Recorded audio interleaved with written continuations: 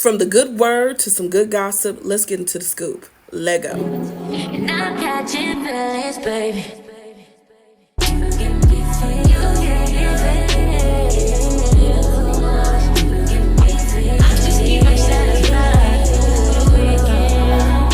What's up, beautiful people? It's Hershey Sunday, and I'm back with the scoop.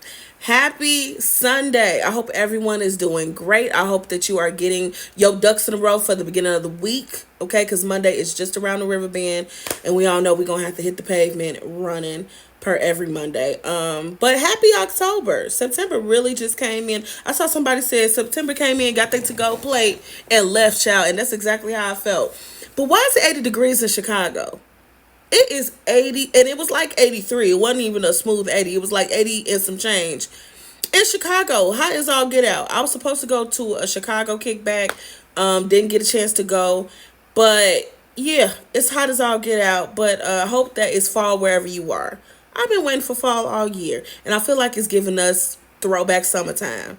It's giving us, and I'm telling you, I ain't going. A la Jennifer Hudson, Jennifer Holiday.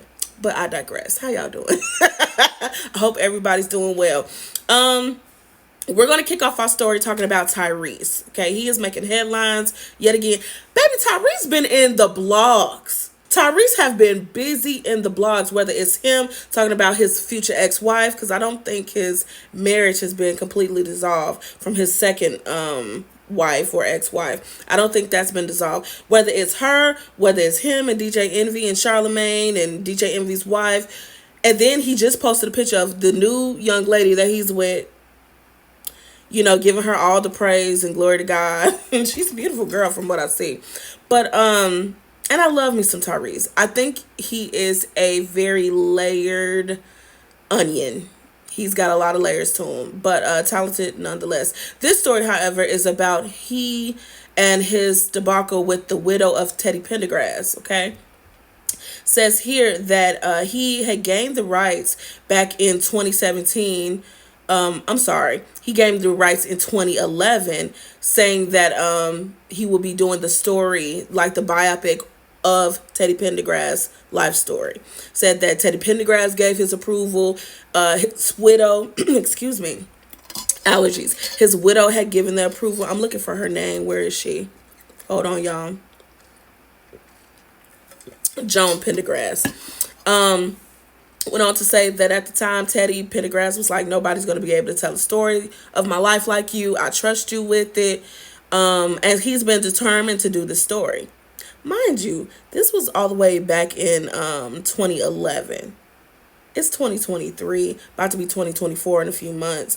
And, you know, we're all getting older, including Tyrese. So it's like, you know, this story does kind of need to happen if he's the one who needs to play him, depending on the time frame he's trying to play him. Says here that the actor had previously said in a Facebook post back in 2017 that she had given him approval. And now they're saying that she switched her decision back in 2022, deciding that she didn't want to give Tyrese the rights to Teddy's life story. Now, Tyrese is suing her for $1 million because he claims that his production company has already put out $450,000 towards the project, and says that by her not keeping her word of the deal, the production company has suffered financially. So what do y'all think? Do y'all think that...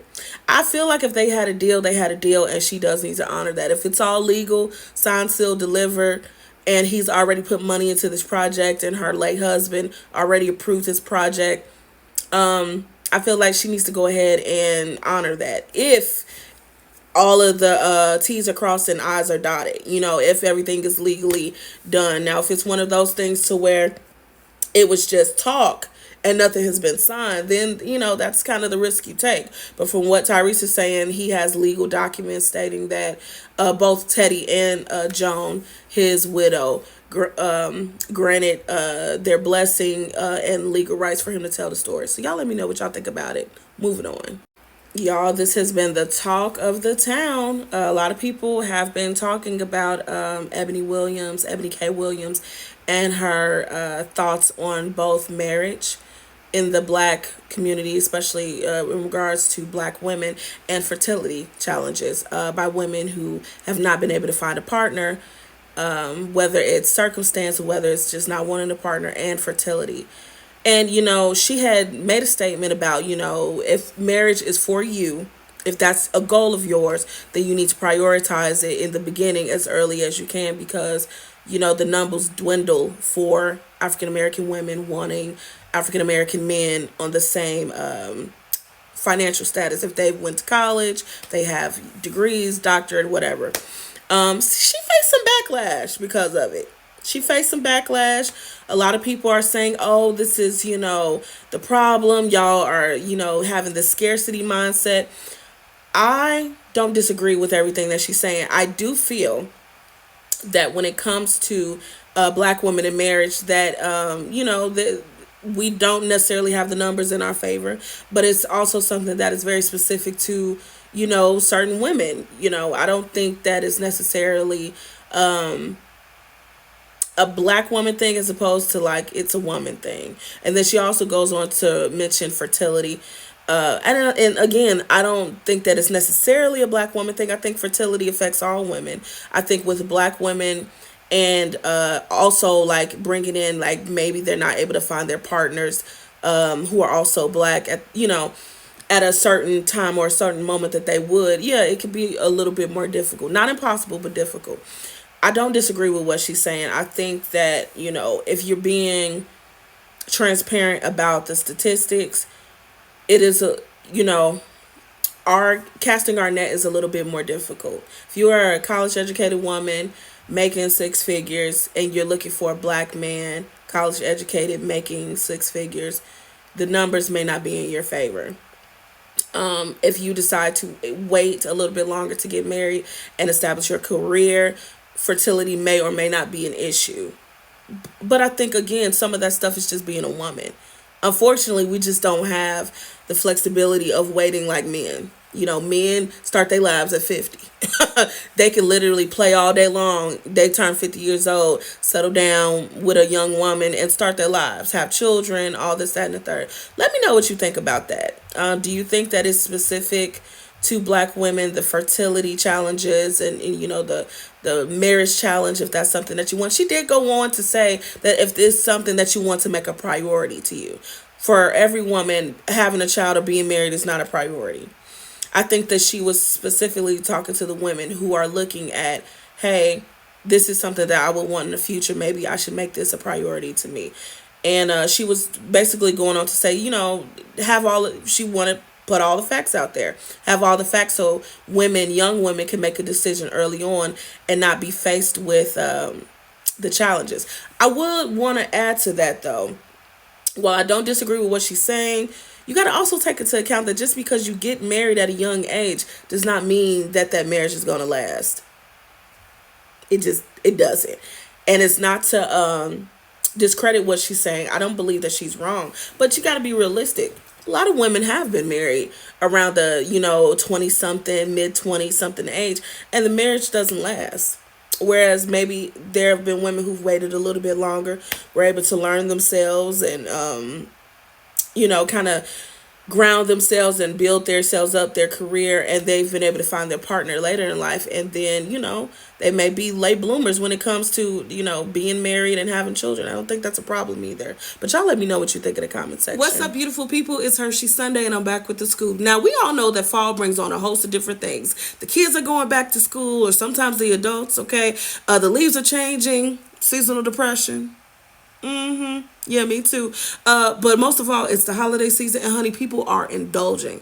But why not enjoy your cocktails and your beverages without the headache, okay?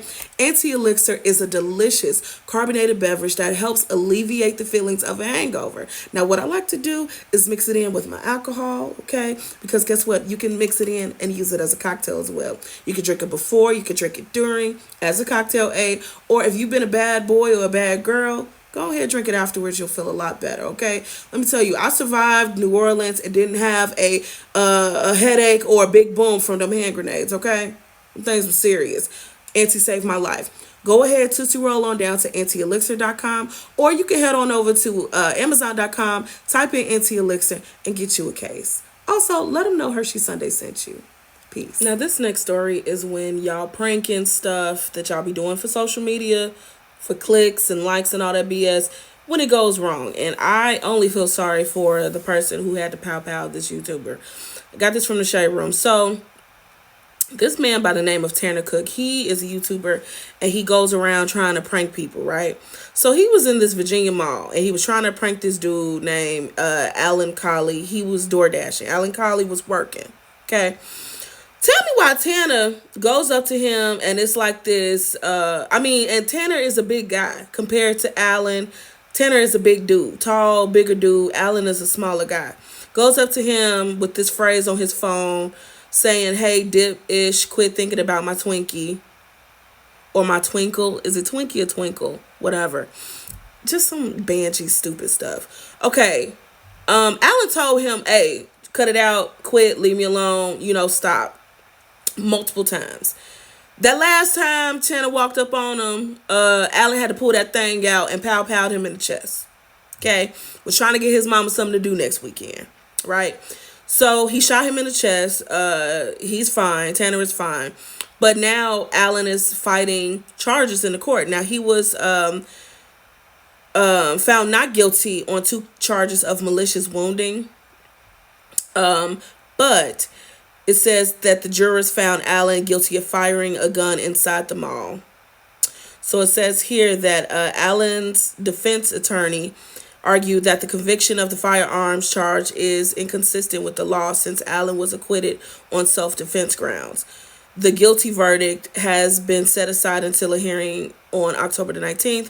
However, Alan, who has been in custody since April's arrest, will remain behind bars. And get this.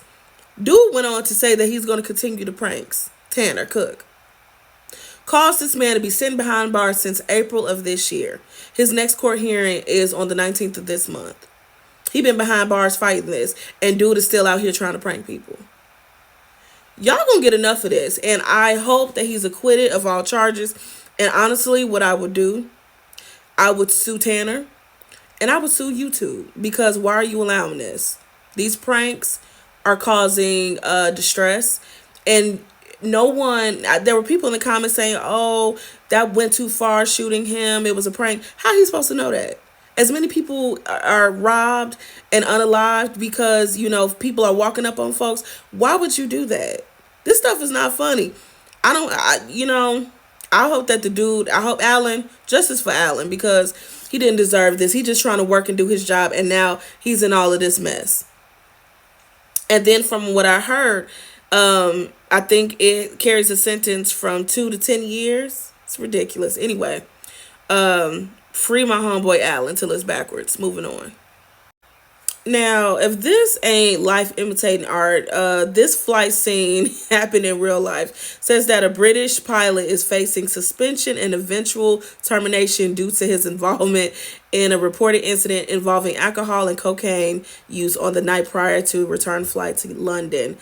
And he had the audacity to text the details of the wild night to a flight attendant he worked with. Just trying to brag.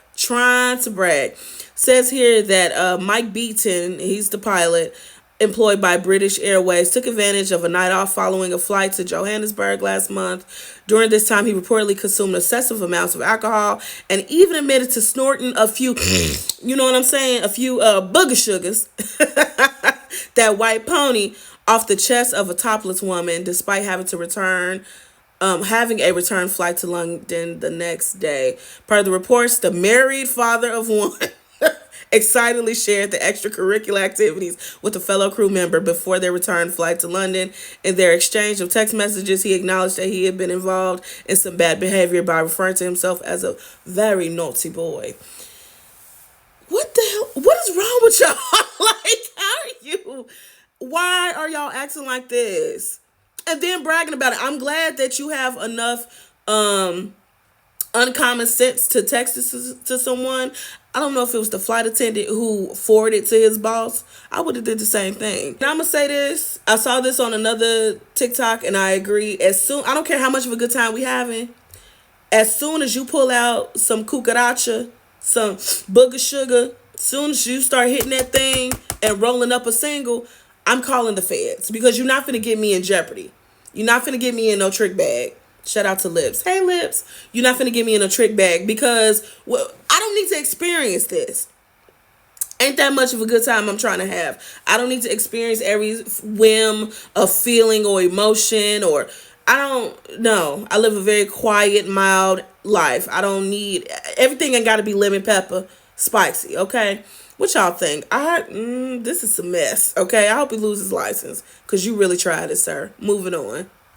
So this next story just broke my heart because it is again a tale of a woman just not being protected nor safe in the company of a man. This 18-year-old woman by the name of Deja Hood was murdered by her supposed friend after he admits to beating her to death, strangling her, and when he found out that she was still alive, stabbing her to death in her own home because she triggered him. She grabbed his ear and it reminded him of his ex-girlfriend, and he admitted to the cops that it sent him into a fit of rage. I don't believe the story. I don't believe what he's saying to the cops. Here's what I think happened. I feel like this man tried to make his move and she rejected him, and in a fit of a rage, he was so embarrassed, he ends up putting his hands on her. Or maybe he tried to push himself. You know, some men, not all. Don't come in my comments with this, not all men, a lot of y'all, a majority of y'all. Look to your neighbor. It's Sunday. Look to your neighbor. Say, neighbor, it's probably you. A lot of y'all will do some mess like that because none of you have grown into any type of mental or emotional maturity, and you feel obligated to women's bodies, their time, and you have no intention of treating them right. Because if this is your outcome, that, you know, being told no or being triggered or whatever you want to call it, sends you into a fit like this, like, you have no good intention anyway. And what kills me is that a lot of these men who pursue this, that do this type of, you know, killing and all that stuff, y'all would not do this to another man. Y'all wouldn't sit up there. Men disrespect each other all day long. Y'all be on the basketball courts. I'm not saying it doesn't happen where y'all get into it and people are unalive, but a lot of y'all will take y'all boss talking to you crazy, your homeboys, your cousins, your bald-headed mama will take all of this, but another woman that you're sexually attracted to turns you down and tells you no, you are willing to unalive her because your feelings are hurt. Y'all are trash. All of y'all. And I said what I said. Don't be in my comments talking about some, oh, it's just some of y'all. It's majority of y'all. Moving on. All right, Scoops, that's our show for today. I want to thank you so much for tuning in. If you haven't followed or subscribed already, why not? You gonna come back, okay? I want to see you. I want to know that you're a part of the Sunday Scoops community. We would love to have you. So go ahead and hit that subscribe button, okay? Be a friend. Don't forget to like, share, follow, and comment for more content. And as always, I'm Hershey Sunday, and I'm back with the scoop. Peace.